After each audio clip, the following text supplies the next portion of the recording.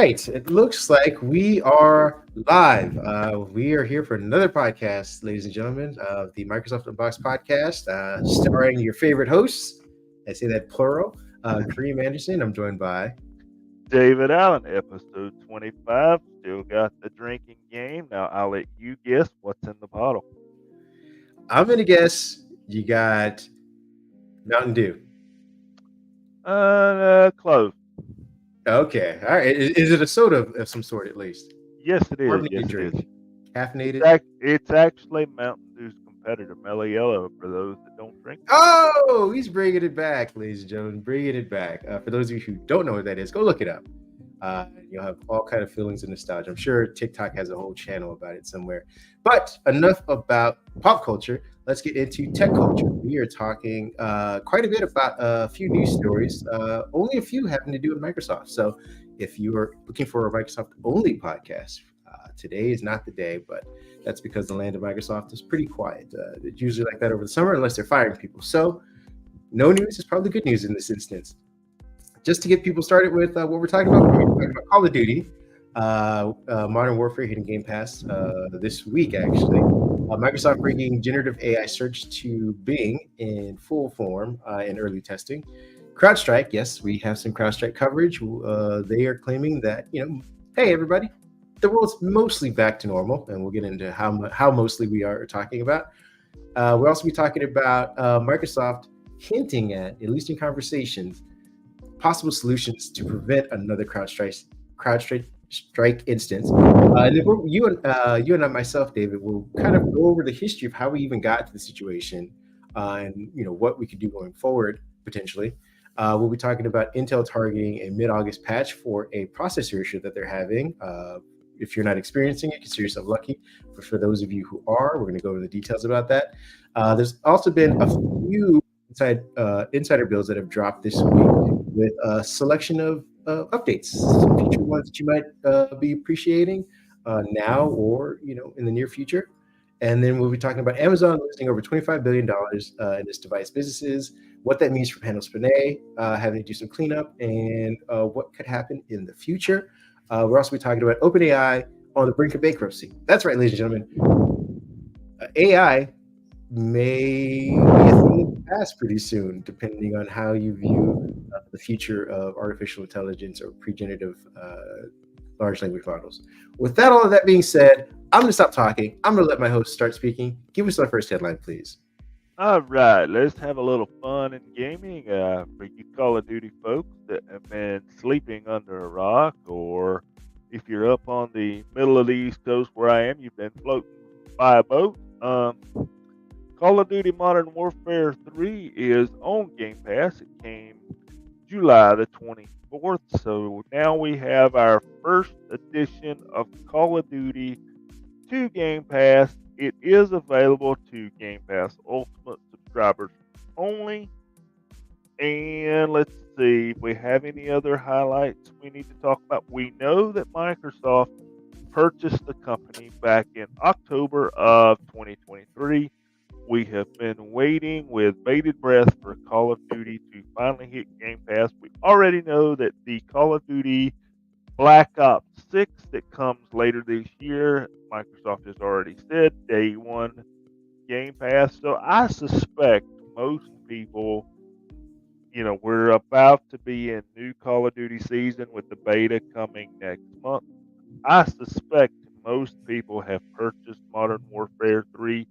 So maybe this isn't that big a deal of this title being on Game Pass for those that have it. You've now got your opportunity, but the start of one of the biggest game franchises in history has made its way to Game Pass. Now, my question to Microsoft is this: Modern Warfare 3, great.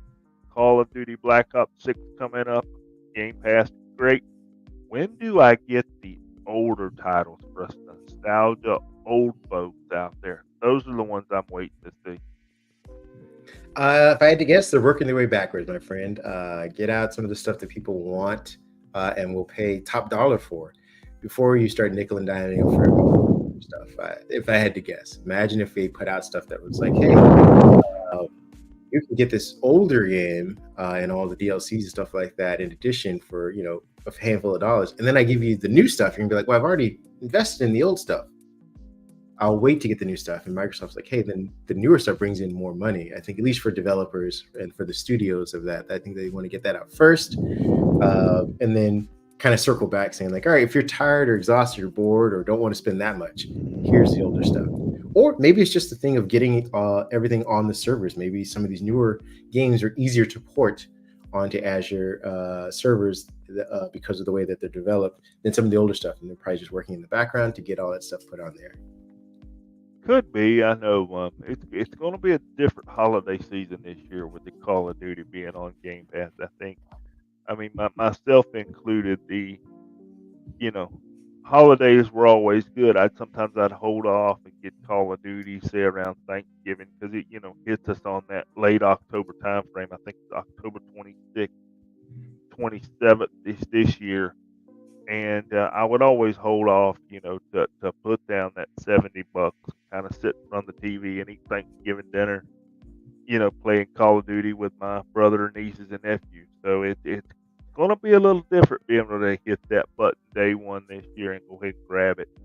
Server overload is coming. I hope Azure is ready. That is true. We're going to move on to our next headline, which is Microsoft bringing its generative AI search to Bing early. Some of you might be scratching your head going, I thought it was already here. I keep seeing all these little prompts for it and stuff like that. But I think Microsoft is saying it's officially going to be here and it's not going away. What it's doing now is for those of you who are testing or at least doing some initial queries, you're probably seeing the scroll up to Copilot kind of thing. This is a little bit different than that. According to Microsoft, the new experience combines traditional Bing search results with both large and small language models.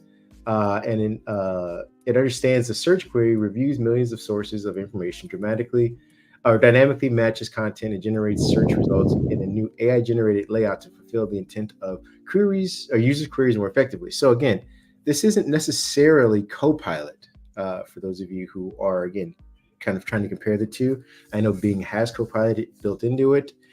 This is a little different. This is basically taking Copilot's information and putting it next to regular Bing search versus taking you to a different section of the Bing interface or Copilot interface that we're kind of doing now. Because I think currently when you type in something and you need to go to Copilot, it brings up a whole new screen that you have to scroll down and then isolate you from the visual aspects of whatever your search might be and any other advertising related links or website links. You have them in the footnotes.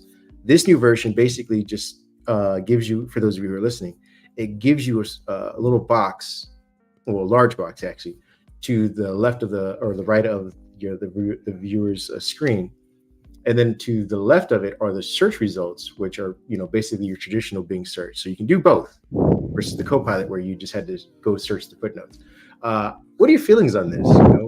I know Google's trying to do a very similar thing with Gemini. What are your thoughts about Microsoft's approach? That's kind of where I was going. I'm glad to see Microsoft doing this. Google has been doing it for a little while. It doesn't do it now.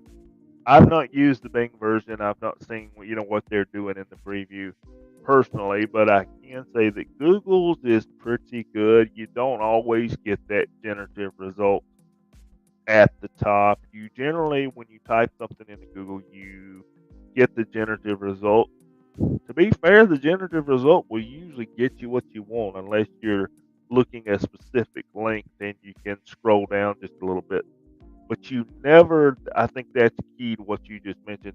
I'm hoping when Bing rolls this out for everybody, I hate to compare Bing and Google. I know the two hate to be compared to each other, but I'm hoping that Bing will do it similar to what Google does, where you never become detached completely from your AI response. Because at least with Google, it's nice. They do give you a prompt to where in the middle of your search results, you can type something in to refine or change your AI result without changing your traditional search results. So glad to see Microsoft doing this. It's going to be interesting to see how they implement it. It's going to be interesting to see if the battle with Google and Bing has kind of simmered down as far as search engines, you know, superiority, if you will.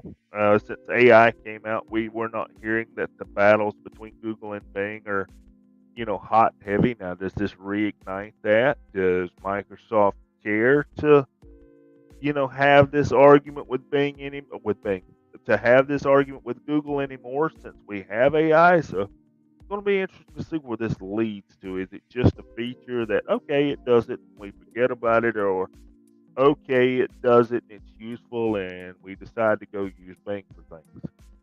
Yeah, one last note on this before we close out and go our next topic is that Microsoft points out that its implementation, because again, the search results are side by side versus top and bottom, so to speak, is intended to help and not harm, which it does look like it's going to do a decent job of. For those of you who want to get this, because again, as David points out, this isn't ubiquitous. This isn't something that always pops up. You could try doing the prompt, what is a spaghetti western? This is what Microsoft uses in its own illustrations during the blog post that it talks about this on. And what, like I said, it'll give you a breakdown of what it is with some footnotes that link out to other things, and then the search results on the side of that, which are linking out to other publishers such as Wikipedia, Studio Binder, and Screen Rant as examples. So it's going to be great for that, which then puts the onus on advertisers, because I believe they're under the fold of this view, particularly to figure out a way to kind of get back into the forefront of people's searches. Google did a pretty good job of obfuscating that by like only making it really hard and subtle to distinguish between what was a website publisher of legit merit and what was an advertiser who had enough money to get to that spot. The way Microsoft is doing it, they're making it very distinct that this is AI generated, or at least large language model recognized. Here's an actual publisher that has more contextual information for it, and then underneath that, you can travel. So we'll see how Google does the same thing, because again, 80% of their business is based on advertising. So I think they'll keep doing what they're doing. But we're going to move on to the next topic, which is CrowdStrike CEO saying that over 97% of Windows sensors are back online. Everyone stop freaking out. What is your take on that? Well, I'm on the two-part here. I thought it was interesting, or maybe interesting is the wrong word, but I think we saw CrowdStrike give out $10 of Uber Eats or something to those that were affected. I did the same thing you did there. I saw that this week where they were sending out $10 gift cards, and I thought to myself, well, you know, you sent Delta Airlines a $10 Uber Eats gift card, and I'm sure that really, that got one person that McDonald's meal where they only had to pay $2 out of their pocket for the Big Mac. Well, I mean, think about it this way. You buy a Big Mac deal or Big Mac Yeah, meal at the airport, you're paying almost $18. That $10 did nothing for all those people that had to wait all those canceled flights like that. They're still losing. They're losing $8 on this exchange. You gotta CrowdStrike. You gotta at least give them 20. yeah, at least 20. I mean, I feel like, hey, it was, a good faith move. But anyway, the CrowdStrike CEO says over 97% of Windows sensors are now back online following the outage. So he says, to our customers affected, please know we will not rest until we achieve full recovery.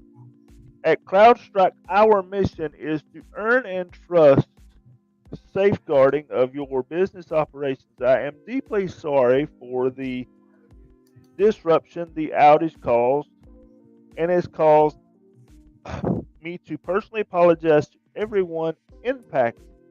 So on Thursday, Microsoft came out and says, look, they came out with a blog post that says the efforts to bring Windows PCs affected back online is almost done. The instance clearly shows Windows must prioritize change and innovation in the end-to-end for resiliency.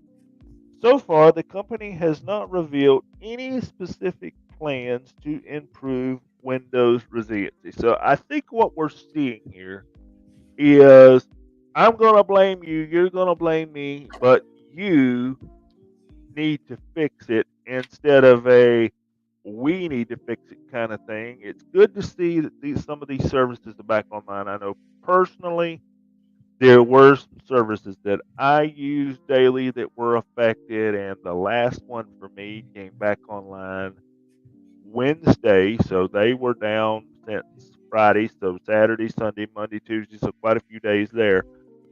It's good to see that we got this back online quickly. I will throw out there were several fixes posted by both CrowdStrike and Microsoft, and of course the hackers of the world, took their shot at it and also tried to copy some file names and put out fixes that spread, that were still spreading malware. So if you still need to apply a fix, get your fix from the official sources, folks. Don't go downloading, CrowdStrike fix.zip and thinking you're going to fix your issue. Go through the proper channels, because I saw quite a few people on Reddit and other forums that had gotten infected because they thought they were fixing their stuff. Hackers are going to take advantage of everything. Be smart with your fixes.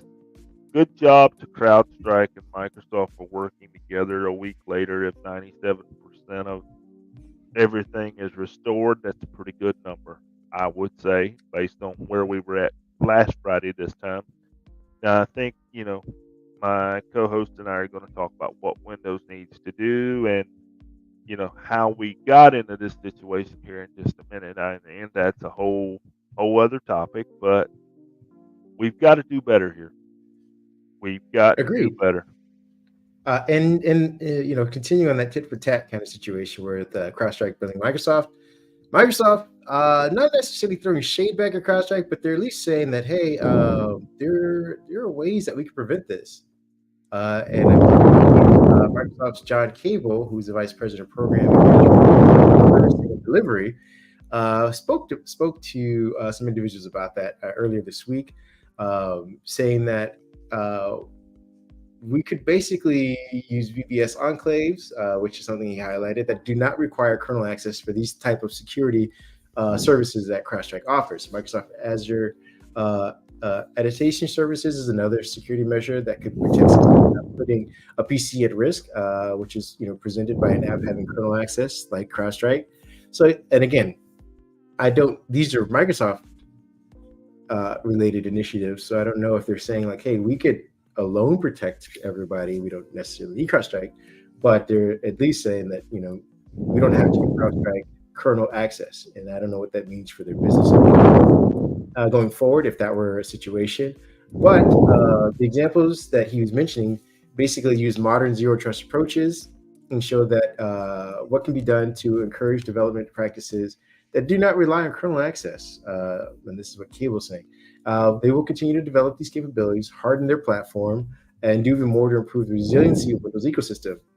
To CrowdStrike's complaint, locally and collaboratively with broader security community. So, on the front, everyone doesn't want to be blamed for this situation. I know Microsoft definitely doesn't want to be, and for as much as we give crap to Microsoft and flack for what their security lapses, which is necessary, this one really isn't their fault. Now, with that being said, everyone's had about a week to kind of mull over this whole situation, and everyone's been asking, again, why weren't Apple devices or Linux devices who also use CrowdStrike effective with this? So going back to some of this, we've done some reading and research and found out that the reason why Microsoft offers the kernel access that it does to CrowdStrike and other services is because it was a provision that Microsoft kind of gave the EU back in 2009 when it was going through antitrust trials. And again, Microsoft offered this up,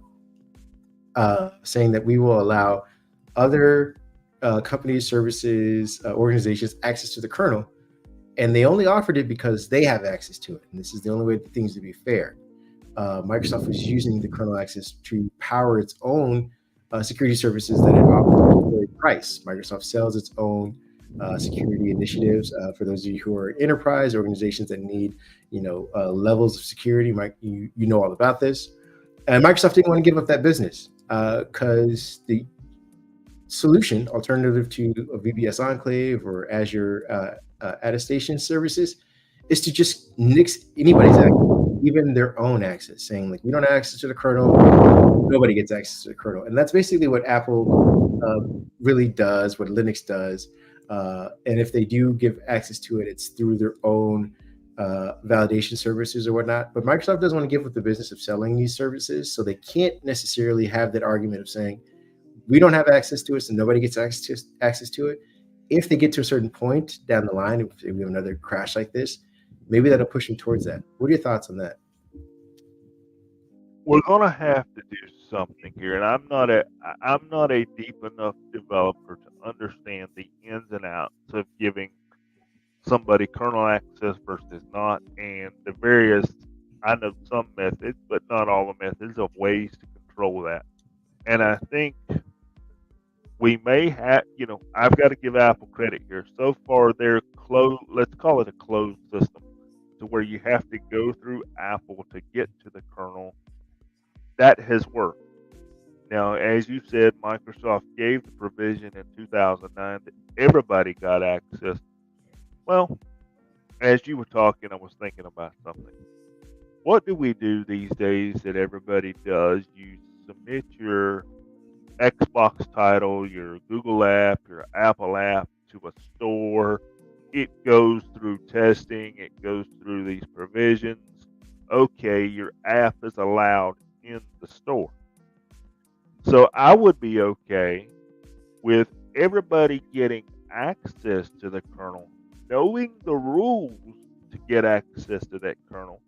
But I would feel better if a division of Microsoft security team, maybe they appoint a division to go through the proper channels at Microsoft to get access, and Microsoft is able to test what if this happens. And that should be the job, because we got out of it this time. My concern is, as I mentioned last week, let's not be naive to the fact that hackers were watching what happened. Those that mean harm to other people were watching what happened. And usually when you start having these security breaches, what do? You shorten up the hallway of access. The hallway of access gets more narrow. The number of doors and security checks you have to go through and people you have to see to get to that checkpoint increases. And I think together, CloudStrike, Microsoft, and those that need access at that level, we need to come up with a system that makes everybody accountable, but also gives Microsoft and the developer the chance to say, what if disaster strikes? What is our way out? Because ultimately, human error will eventually come into play here. And somebody one day is going to hit the wrong button, send out the wrong update, and we're going to be in this situation again. These are not one-time events. They need to be one-time events. Yeah. I will let you have that last word. We're going to move on to another issue that happened this week regarding Windows PCs for the most part, and that's Intel finally admitting that there is an issue with the chips and coming up with a solution that they should have out by the end of next month. For those of you who are seeing this information and going over your heads or not even understanding what's going on, according to an Intel employee, Thomas Hannaford, who wrote, I believe, on their customer service blog, gamers, creators, data analysis analysts, machine learning researchers, and others who basically deal with processing, were experiencing issues, one-off, or at least what they thought were one-off anomalies over the last year and a half, but have been complaining to Intel. And Intel is now saying that it is a systemic miscalculation of voltage requests to their PC systems on the chip. So the basic information. The details are after Intel did an extensive analysis of their Intel 13 to 14 gen desktop processors, they returned with the answer that it's an instability issue that they've determined that elevates operating voltage, which is causing instability issues in those same processors. Their analysis returned that processors confirmed that the elevated operating voltage is stemming from a microcontroller algorithm, resulting in incorrect voltage requests to the processor. So essentially, whenever somebody starts to push their system, say you're pulling down a ton of data from the cloud to run in models for machine learning, or processing it for extended periods of time through maybe Power BM for analysis or whatnot, or if you're doing some heavy gaming. Again, these are for the 13 to 14 desktop processors, so they're not the U and H series that we get in these ultrabooks or whatnot. So this is probably why it's not widely reported. Whenever that chip hits a certain point, the algorithm in the chip that says, "Hey, beef up the power necessary," also says, "Heat the chip. We need more power. We need more heat. We need more voltage to this thing," and that ends up overheating, usually crashing the system. If that's the best case scenario. Worst case scenario is that it's fried a few motherboards. So Intel has also said that it is, in addition to sending out a new algorithm in a patch assigned for mid-August, that they are also replacing people's systems on a chip that have had severe damage done to it. What are your thoughts about that? Intel saying, "Hey, you guys have been complaining over the last year chips have had issues. We believe you, and here's the solution." It's about time. I'm glad that Intel is taking action. I'm glad that, it doesn't seem to be a widespread issue. But my question is this: what are they doing for the people whose machines did not survive? That's that's what I'm saying. They're offering to replace those motherboards or those systems, I suppose. All right. So I'm not going to use anything that we review for because I don't want to put anybody in a bad light. So you've got Steve's PCs out there, and Steve makes custom built PCs and he sells them. And one of Steve's customers gets a hold of this, and they have the issue. So what is Intel doing here? Are they compensating the customer to get Steve's PC replaced, or Very good question. I mean, if I had to guess, and this is always a cynic in me, they are going to nickel and dime this person to say, "Hey, we will replace the broken part of the Intel chip. Anything else that burned up or fried up, that's on you, my friend." That's what I'm going with it. And you have to be careful how you do that, because lawyers out there are listening to this, and this is how we get those class action lawsuits and those FTC investigations, where somebody says that Intel should have replaced my entire PC because my CPU was overvolted, my graphics card didn't survive, and I've got a $2,500 That's an NVIDIA problem. They should make more fire retardant, fire resistant chipsets. Okay, got no control over that. But I will say I'm glad to see Intel acknowledge this. It's one of those things they could say, well, it's last generation chip, tough cookies. At least they're acknowledging and offering to help the consumer.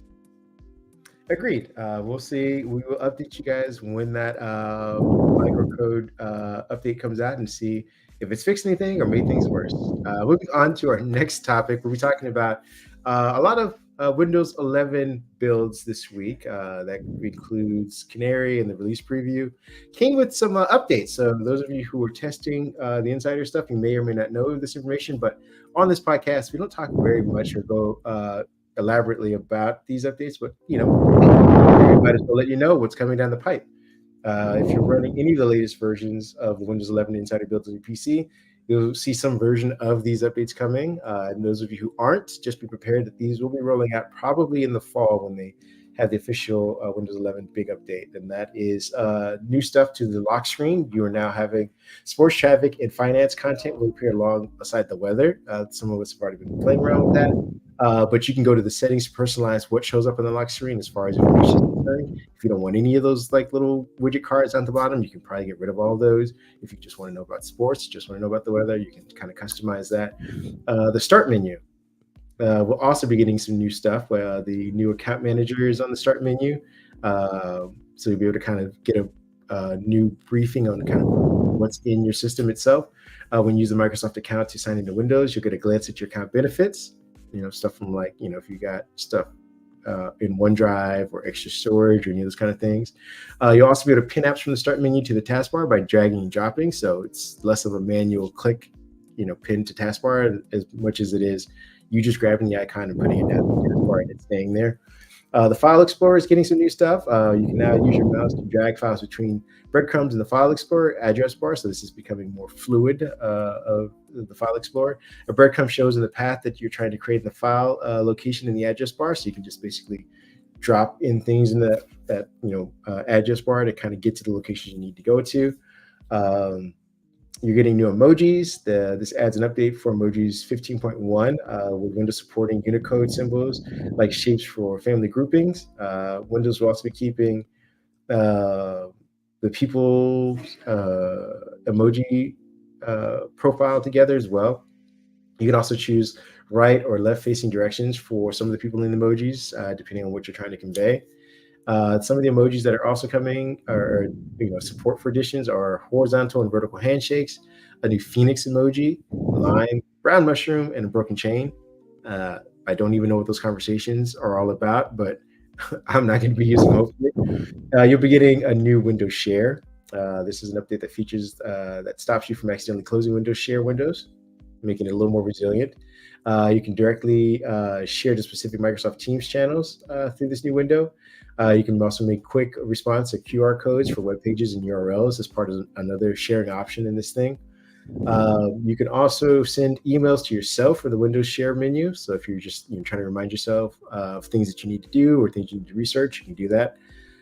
You can also copy files from the Windows Share window, which is kind of cool. So it's kind of a living, breathing sharing option, kind of like a clipboard on steroids. Windows backup, you will now be able to back up your sound settings, which is kind of cool. Whenever you start up a new machine, you can bring all of that stuff with you. If you have particular hearing issues or situations that you want to make sure that are to your liking. You're also getting some new stuff in the settings menu. It's a whole bunch of new things. You guys will probably want to go down to the page to make sure that you get a list of all of these things. But there's an update to the Game Pass recommendation card on the new settings page. There's an update to the settings page itself. It's for linked devices, which is kind of cool. As far as that's concerned, there's also a new thing coming, which will allow you to see your Android phone in your File Explorer. This is being tested currently, where you can go in and link your phone to your PC. And if it's a Android phone, you'll be able to kind of use the File Explorer to see what's on the phone and organize it there. There's new updates to Task Manager. This update changes the units for the DDR speed. The update also addresses issues that affect USB devices. The update also affects processor handles, and Task Manager makes it a little more reliable. So it's a lot of performance issues, performance things that are happening for Task Manager. And then there's other things that happen in, again, other builds. The regular builds also get a lot of this widget stuff.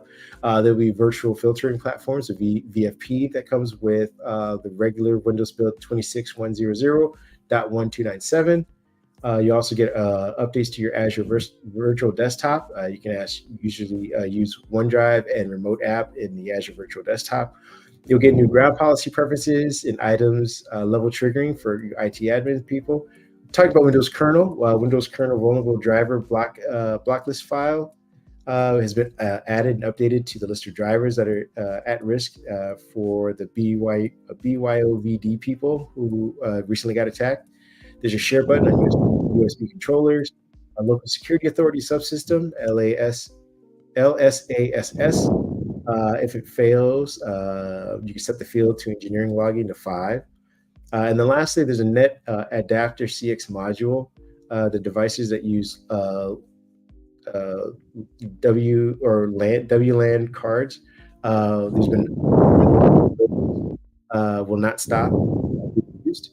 That's all coming again. All of this is coming in various builds. If you want to, you can go check out the Windows Insider blog for the specific builds and when these are released or which cycle you're on. If you're on a beta, you're on a dev, you're on a canary, or if you're on the release cycle, see which updates you're getting. If you're not on any of these, like I said, some of the stuff coming in the fall. Whew. Out of breath. A little bit. That was a lot to go over. Well, I'm going to take a minute to focus on the consumer side of it in general. The lock screen stuff, the ability to share stuff, the ability to access the Android phone from your file manager. Seeing your sports scores on the lock screen, seeing your, weather on the lock screen. At first, when this whole lock screen thing come out, I was like, I won't use it. But, because I thought, how many people log out of their PCs? How many people, when you close your laptop, how many people go through the log out process? Most of us go to the sleep process, or most of us just close the lid. When you open it back up, it's, right where you left off. But I started closing mine, started paying attention to these things, and started noticing, okay, it's useful to know the quick headlines in the morning. It's useful to know the weather forecast today. It's useful to know what team won or lost the game last night when I fell asleep on the couch.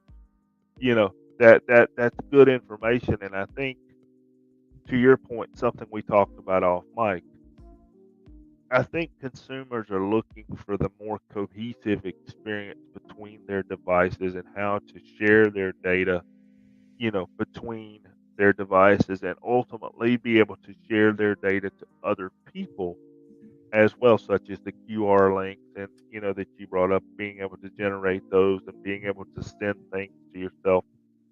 And these are things that Windows is doing that my buddy here, who bought himself an Apple laptop this week, hasn't Traded for. I didn't traded spend for. any money Okay, on Apple. okay, no money out of pocket. No money out of pocket. Yes. But Apple, they stay within their ecosystem. You can share it to your phone. You can share it back, and then you have to make an extra move there to do something else with it, usually. So I enjoy seeing what Microsoft's doing here, to where I sit down at my PC. Most of us have got our phones beside us. I don't have to take my hands off the keyboard deck to interact with my phone or interact with someone else using my phone. To me, that's more efficient. And I think Yeah. that's what Microsoft is going for here. When you get that more efficient workflow, everything's better. And, to Apple's credit, they have shown the ability in the new Mac OS and iOS updates coming later this fall that, okay, you can access your phone from your Mac. We'll have to wait and see how far they let you go with that. But I'm glad to see Microsoft is open to, making it one experience as much as possible without having a Surface Duo 3. There you go. One last bit. This is probably just revealing about myself. I usually see and use other people's lock screens for information for myself. I work in an office, and there have been plenty of times where people leave their computer, which means that the lock screen is initiated. All that information that they have. So if it's a sports screen, I'll be using it a lot more as a voyeur myself during the Olympics. If I'm walking from the kitchen or office kitchen to the water cooler to the bathroom, I pass these lock screens that have information on them. And sometimes if they have the sports scores on there, I can look just down at somebody else's screen. I'm hopefully not invading their own privacy, but if they have the sports score up there, I can be like, oh, hey, the women's US team just won. And then I can run to my own computer and unlock it and get that more depth about it. I wonder if that's also another thing running through the heads of Windows engineers, as they put themselves. Because again, the lock screen is only for the lock screen user. And how often, again, like you said, with Windows Hello, people sit down and the lock screen disappears before they even had a chance to read anything. But if you were somebody else who happens to pass their lock screen, you get to read as much as you want. Not saying you should. And that may be, and that may be what they're thinking. I mean, Microsoft has more data of how people are using these devices, and there's some metric somewhere that makes that Microsoft said, yeah, let's devote resources to putting things on the lock screen. They've got some metric or some study or some feedback I'm guessing they so. have, that says this is viable. All right, let's pivot to some bad news, ladies and gentlemen, because, hey, what's a podcast without bad news? This week, Amazon has reported that it has lost over $25 billion on its devices business in recent years. So we don't know when it started or up to what point that they're counting this. But I mean, essentially, it seems like from what this reporting is, and I guess it's the Wall Street Journal reporting this, they're saying between the years 2017 and 2021, Amazon has lost up to $25 billion on a handful of products, not just, you can't just say, hey, it's all the Echo. It's Fire Sticks, it's the Echoes, it's the Dots, it's perhaps the tablets, the Fire tablets and whatnot. It's just a whole combination of their hardware in general. And, for those of you wondering, like, hey, well, this is Amazon Stick that, they lose money up front so that they can, gain on the back end. That's, for the most of Amazon's existence, they have been losing money. But they've recently come into, turning that into a profit and becoming the world's online store, and it's worked out for them.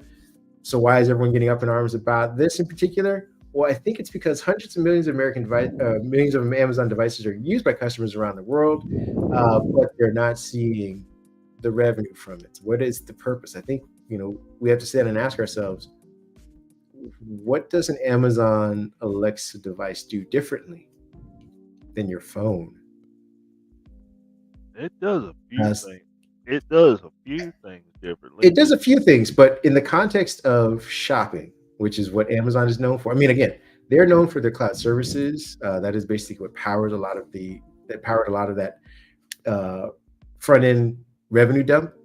But as far as the online business is concerned, what does an Alexa do that's different than your phone when it comes to shopping? Because I feel like a lot of people do a lot of shopping on their phone. My wife does a lot of shopping on her phone. When is she ever going to use an Alexa device, an Alexa powered device, to do that same equivalent to shopping that would justify its cost? I'll let you answer that one. And I think you're on the tip of the iceberg of exactly where I want this to fall. My sister, when she moved into her new house, she wanted, she was trying to figure out what she wanted, and she moved in around the holiday season, so. When the Alexa devices went on sale, she's a big Amazon buyer. What did I do? I went out and I bought her some Alexa devices for her house. And they use the Alexa devices. And if you notice, when you use an Alexa device, it does have the ability to read playlists from Apple Music, YouTube Music, etc., Spotify, and you can access those sources. And I have spent considerable amount of time at my sister's house from time to time, and I have noticed that what they use those devices for is playing music. So I sat down to see what the devices were capable of. And as long as you stay in the Amazon ecosystem and it can read you the news from what it considers the news source, that's the catch. What it considers the source is what you get back. Like if you ask for sports scores, it's going to give you the sports scores from where they consider the news. It's a very closed ecosystem, and there is no access to like your Gmail. Hey, read me that email. There's no access beyond the Amazon ecosystem, really, other than music. And I think that's part of the problem. People bought these because they're cheap. They're cheap because they're subsidized. They're hoping they can subsidize it through other products and other Amazon services. So you now have millions and millions of Amazon speakers, that are just that. They're speakers. So everybody's bought them. They're not using the Amazon services. They're doing exactly what your wife does and what I do. You pick up that phone, you hit the Amazon app. Amazon app's a pretty good app. You can buy things quickly. You can access other Amazon services, the Amazon pharmacy, the Amazon doctors for those that use it. Uh, if they would open up the ecosystem a little bit to where Alexa can access other services or can get to your Gmail, can send messages a little easier, maybe more people would buy them. But when you start adding services, the development costs go up, then the cost of the device goes up, then you've got competition out there with the Google speakers. So there's some turnaround here, and I will bring up one final thing. We did bring up something last week to where Xbox is now on the Fire Stick. Our good buddy, former Microsoft executive Panos Panay, is over there. His job is to, or part of his job, I would think, would be to turn this $25 billion loss around, or like you said, turn it into millions of dollars instead of billions of dollars. That's a start. They've probably sold quite a few Fire Sticks in the last couple of weeks. Yeah, And no, I wanted to add just a couple notes that again, it isn't just entirely the speakers or whatnot are a cost. They've also had some large endeavors such as uh, the Astro Home robot, which is a $1,600 robot that they tried to that's sell right. that went Yeah. nowhere, got discontinued. They went all in on their Amazon Halo Fitness, which is that band plus the software that goes behind it, probably getting the R&D and medical certifications. That I believe that's all being discontinued going I didn't forward. even know about Records. that one. Exactly. There's a Fire Phone that they tried to produce in the wake of Windows Phone and everything else kind of going out, and that never really came to fruition. But again, millions, if not billions of dollars spent on R&D for that. So to your point of Panos Panay kind of coming in and turning things around, we do know that he likes to experiment with certain large ticket buys for hardware. I just want to know if he's going to focus on that. And maybe they'll let him run with that. Maybe he will produce something that is, worthy product wise, that it will have a higher price tag, but is the top of what needs to be done for Amazon. At the end of the day, though, what Amazon's really banking on, and we'll see if we can lead the charge for this, partly why he left Windows, is because Remarkable Alexa is an initiative which is basically a way to charge people for Alexa AI services and machine learning and all that extra stuff that comes into it. They're hoping that they can get people hooked on using Remarkable Alexa, basically the AI service, and pay for that service, and it will then justify and pay for part of the hardware, R&D, or the hardware money sink that goes in initially to create these things. Because right now, no one pays for Alexa, and it's made on razor thin margins, and it doesn't really drive shopping revenue. Going forward, they're hoping that maybe Panos and his team will create a device that is less worthy that will have this service attached to it. So you pay the $250 to get whatever this device is, plus another $20 a month to use the service. And at the end of the day, that subscription will then pay for all of the stuff that comes afterwards, the support and things like that. And then maybe they don't have to rely so much on people just shopping. And maybe this will be bundled. Maybe they figure out a way to say, here's the device. And if you have Amazon Prime goes up $10 for everybody in general because we're using the service. But for you, you don't have to pay for it up front. If you don't have Amazon Prime, you pay $20 a month to have whatever this new AI service is that will help this device do what it needs to do. But at the end of the day, last point is that Amazon needs to make money, and that losing $25 billion over 4 years doesn't go unnoticed. We'll get on to our last. Go ahead. You put the last word on that. And I'll we'll say one more thing. I could see a world where you brought up a very valid point there. I could see a world where, we all live in subscription world where everything is subscribed, everything is the monthly fee. Some of us are facing subscription burnout, and they have started trickling more things into Amazon Prime or discounts because of Amazon Prime. I could see a world where, Amazon Prime goes up for everybody because we're all making purchases. We're all using that free shipping, and they could probably get away with that as long as they push some type of value added service in there. I think when I first started Amazon Prime, it was 75 a year, and I think now it's up to just a little over 100. I don't know the exact price, but I think It's close to like 120 or 125 or something like that. you It's know. jumped up from.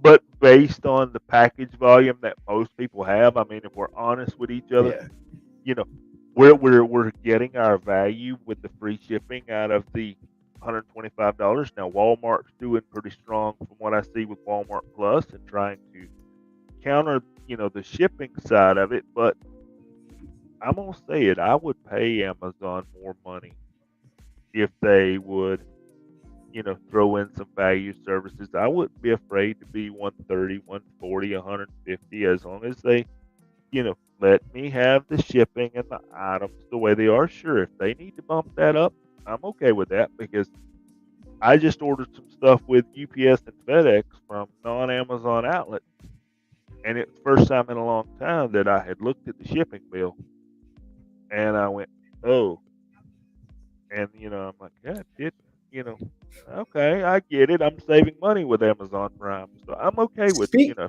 speaking of need to bump." which, Sam Altman's going to put you to the test on this one. Our next topic is basically OpenAI is on the brink of bankruptcy. Could be on the brink of bankruptcy in the next year or so, because they are projecting 5 billion in losses a year so far. And Sam Altman has David specifically. Would you pay more for OpenAI, please? Keep us in business, sir. We would love for you to pay more monthly for OpenAI so that we can put a roof over our heads and food in our bellies. Uh, More details basically are coming out from who's reporting this? Make sure the information. Uh, OpenAI has reported a loss of, I believe it's $5 billion over the year. And more details are basically that the startup spends about $7 billion on training its AI models and about $1.5 billion on staffing. So if you do the math on that, you're looking at about $8.5 billion out the door. And what it makes, though, is about 3.5 to 4.5, depending on the business model breakdowns of generated revenue. Again, that's not necessarily profit, but at least it's generated revenue. And they do this divide. The information breaks it down as saying that I believe it's who makes that $1 billion from their LLM access fees, as well as $2 billion annually from the ChatGPT and its services, which again approximates to a total revenue about 3.5, 4.5 billion, depending on which number you want to take. But either way, 4.5 coming in, 8.5 going out. So It don't you don't have work. to be, yeah, you don't have to be a math wizard in order to understand that they are spending more than they are making. OpenAI spends up to about $700,000 daily to keep ChatGPT running. Again, that's in addition to the 1.5 billion they pay on staffing. This comes in light of, we tell you about this number all the time. Microsoft's spending about 12 to 13 billion dollars in initial investment. OpenAI's had, I believe, they had about 5 or 6 rounds of funding in order to, keep themselves afloat. But at the end of the day, the numbers just aren't adding up for them. And I believe they're already at capacity when it comes to the servers that they use. I think it's 290,000 of its 350,000 servers dedicated to open assistance for ChatGPT and not everything else that they do with it. They've raised over their lifetime about $80 billion. So they're, still spending more than they're getting if they're coming this close to being potentially bankrupt. I said all these numbers and all this information to get your more contextual view of what happens when the company that helped jumpstart AI fizzles out within 3 to 4 years. What happens to the bigger names who are depending on this thing, like Microsoft? They will be having their own language models at that point, I think. But I think you bring up a couple valid points there. We've said it in a couple podcasts. AI is expensive now, and we have put the bank for businesses on AI. I was the guy that we first reported about AI roughly 2.5 years ago or so, I said, "Nah, not going to use it. I don't see the point. I want traditional search." Well, I've got to eat those words and say that I use my Copilot button on my keyboard many times a day. And somebody will buy the assets of OpenAI if we have to go down that road. But I think ultimately that somebody, whether it's Microsoft, Amazon, Apple, somebody else, will still have to eat that cost. And we have seen where Google has come out with more efficient AI CPUs for servers. Microsoft has put some on stage in some of their events in the past year. If we're going to stay on this AI road, we've got to do it cheaper and we've got to do it more efficiently, because I don't think I think everybody, and I could be wrong, I would love for somebody to leave us a comment on this, or hit me up on social. Show me somebody that is turning or breaking even. Let's go with that. Show me somebody that's breaking even, that's running active language models such as ChatGPT, Copilot. Are we not thinking about the cost? Did we just assume that it would be paid for? Apple worked a deal with no money. Does that money save OpenAI? Maybe, maybe not. But it's expensive.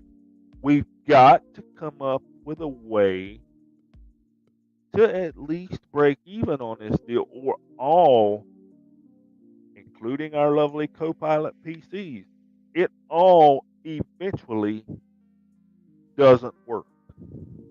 Yeah, I will end on this brief note: is that OpenAI and Microsoft and everyone else are trying to convince the wrong audience right now about the virality of AI, large language models. These things are being more profitable for, we've said it before, customer service. This is for your, banks of, overseas customer support services. If you're trying to save money and not have, people from China, India, Africa, and these other nations, hauling in all your customer support, you're trying to relieve that pressure as your business.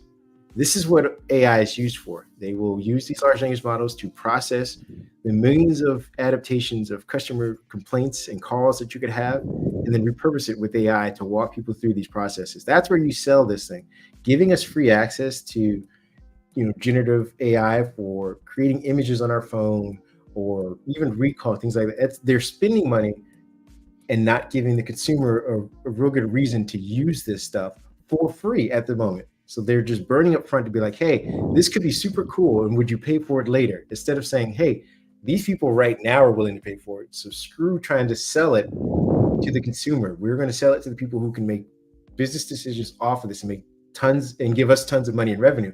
We don't need to give out free versions of this. We don't need to give out a free version in Gemini. We don't need to give out a free version in Copilot, at least for businesses, or Bard, or any of this stuff. Like, we don't need to tease out, or Samsung AI. Like, we're spending money to hopefully make money later on, versus saying these are the business aspects of the thing that we're using, and people will pay for it upfront.